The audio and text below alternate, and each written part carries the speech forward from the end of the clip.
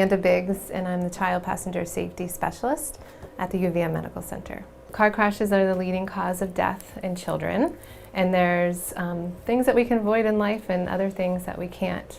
So when we are installing car seats, we want to make sure they're properly installed so your child is more protected in the event of a collision. When I'm meeting with parents, most often car seats are not installed correctly, and there's a national statistic that 4 out of 5 car seats are not installed properly.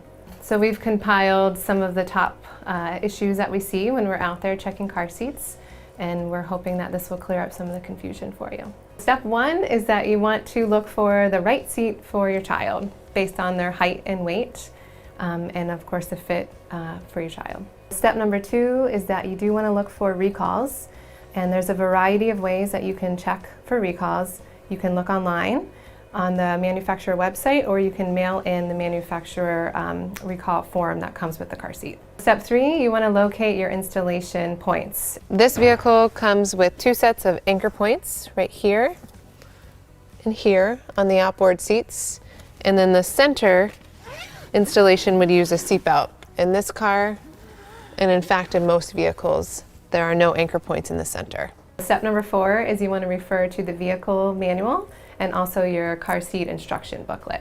Number 5 is that you want to choose a method of installation, either seatbelt or lower anchors. So installing it using the lower anchors, you want to locate the anchors and attach the anchor hooks to the seat.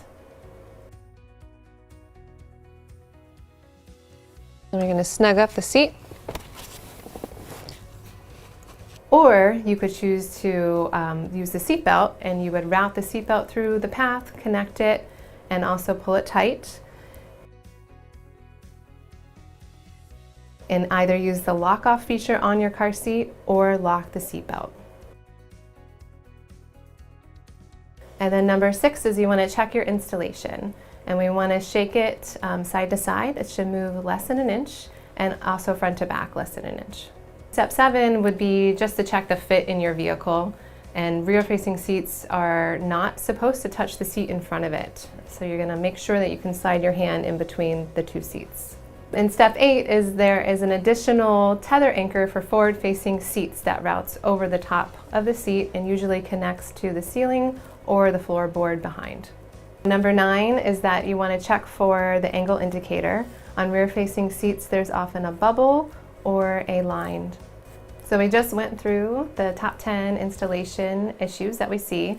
But of course, if you have any questions, feel free to contact our program. My phone number is 802-847-1215, and I'm always available to answer questions.